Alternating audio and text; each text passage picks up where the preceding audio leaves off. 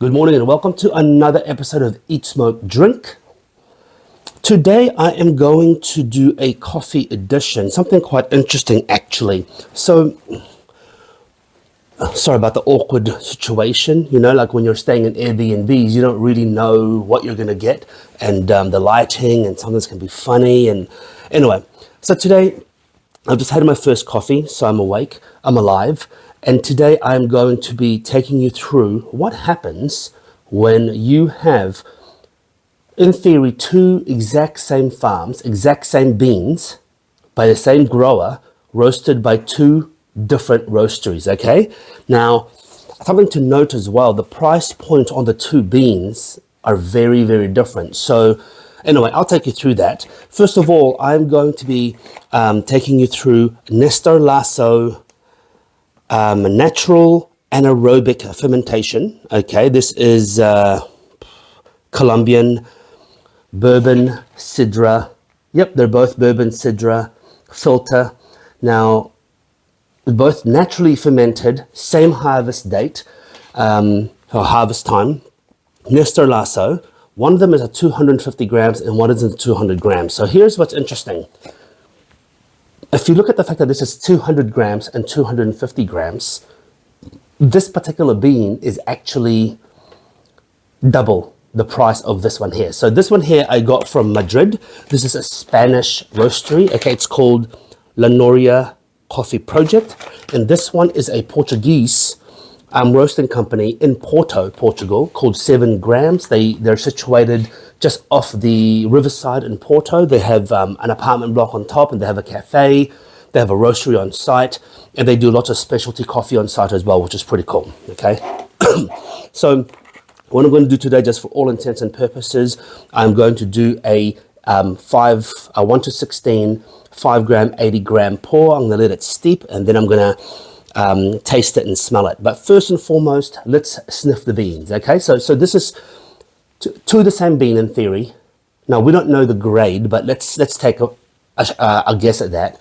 Two the same beans, but two different roasteries, two different countries. So let's, actually, it'll be better if I sniff it out of the bag more intense. So let's first smell the La Noria, okay?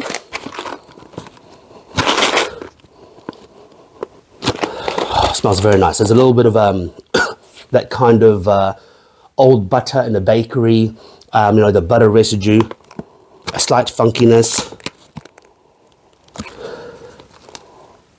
orange peel, orange marmalade, some earth clay,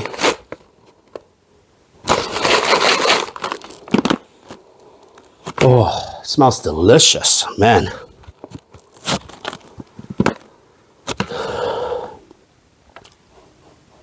Raspberry, burnt brown sugar. It's got a little bit of that bakery dumpster that I love, like when you walk past, like when you've got that fake cream or when you've got that cream and butter that's kind of slightly turning. Now, I associate that with natural anaerobic fermentation or like some really funky stuff out there.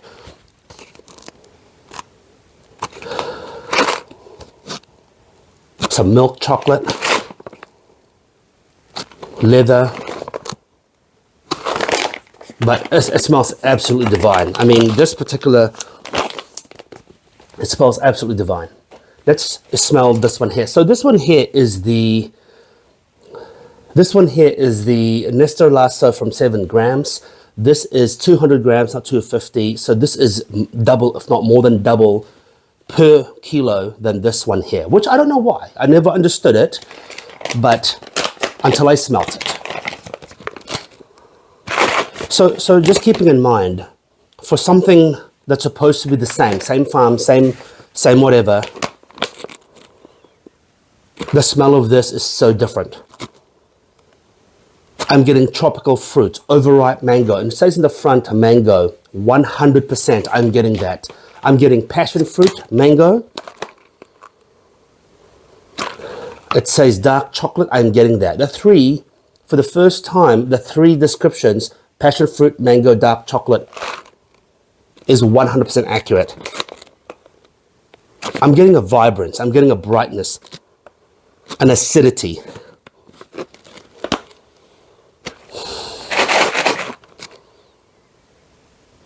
Everything is just more elevated. Everything is just more sharp.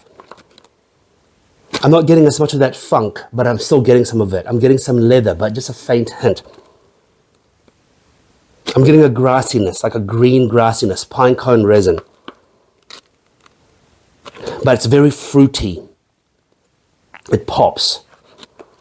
So this is really interesting on why that is. But let's go through the coffees first, and then let's have a chat about it and why while it's steeping, okay, for a few minutes. Okay, so let's grind the coffees.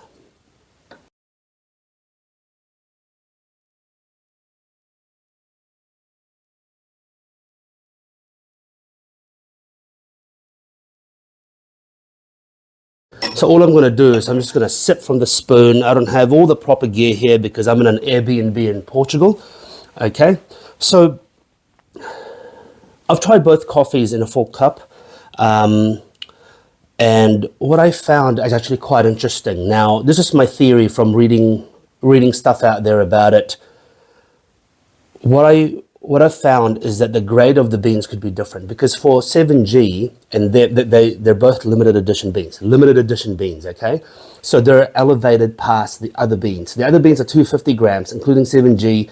They're all 250 grams, but this one here is on a pedestal, limited edition, and it's 200 grams. So both the beans are limited edition in both roasteries.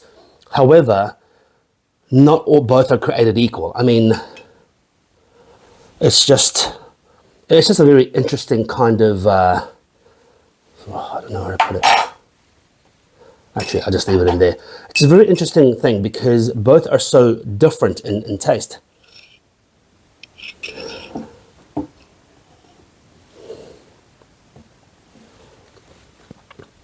Anyway, I'll see you when it's 3 minutes. All right, we're approaching 3 minute mark here, okay? Usually I do it about, for immersion, for a big batch, I do about 3.5 to 4.5 minutes, depending on the coffee itself. But just to give it one last stir, letting it settle, okay? And then let's start sniffing the brew. Now, just keeping in mind, these are the same process, same farm, same harvest year, within a couple of months apart.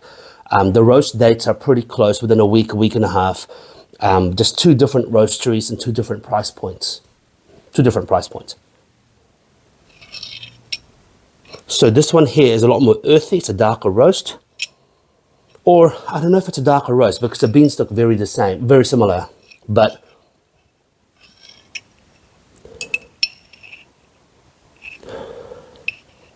this is more earthy, leathery, chocolate, your quintessential coffee roasted notes. On the nose, I'm getting a slight acidity, raspberry, blueberries, a slight sweetness.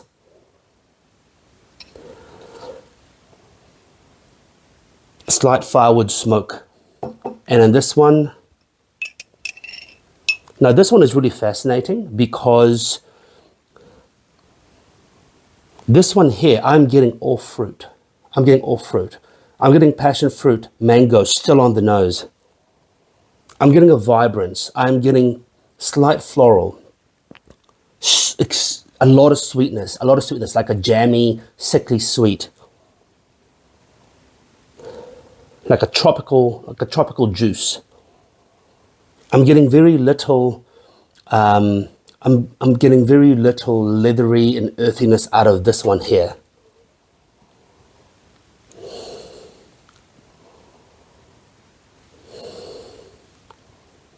So let's sip.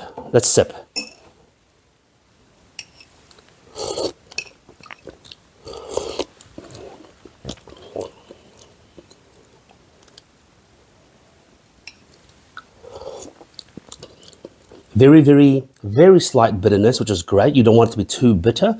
It's definitely a medium to medium light roast. Sorry about the slurping, but you got to do it, apparently.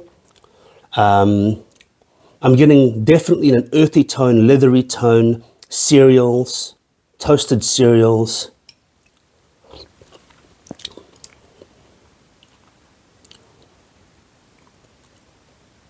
yeah, woody, a slight acid on the back palate, and then you start to get some of that blueberry, raspberry fruit, slight sourness, which I love in a filtered coffee. Okay, absolutely delicious, absolutely phenomenal. First time I've tried Nestor Lasso from memory.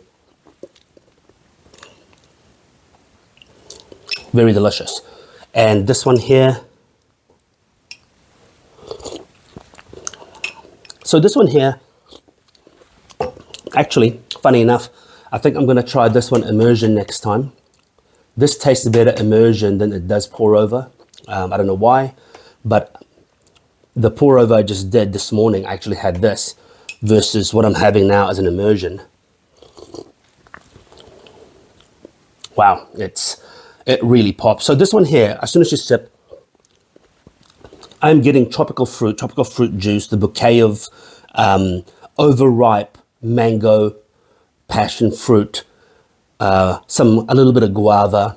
I'm not getting the dark chocolate on the palate. I did on the nose, but not on the palate. It's very sweet and acid forward.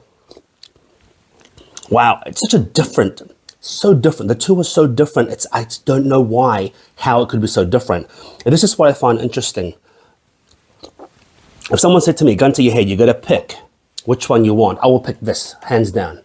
But the two are exceptionally good coffee. I was going to say whiskey there. The two are exceptionally good coffees.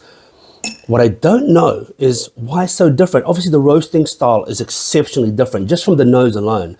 But I suspect that the grade of coffee is also exceptionally different from the price point, right? I found out that there is some coffee rating, like if it's 85 plus or 87, 88, the price is exponential. I even saw ones that are like above 90 points, where for 60 grams, it was the same as a 250 gram of the same farm. So I'm suspecting that the same farm will obviously grade their coffees. Now, I don't know how it works. I'm actually going to do some research on it, but I don't know how they grade coffees, whether it's the ripeness, the size, the first harvest, second harvest of the season, whatever it may be. But I suspect that this one here is a much higher grade. The flavor profile of the 7G, 7 grams, 7G, yeah, it's just phenomenal. It is just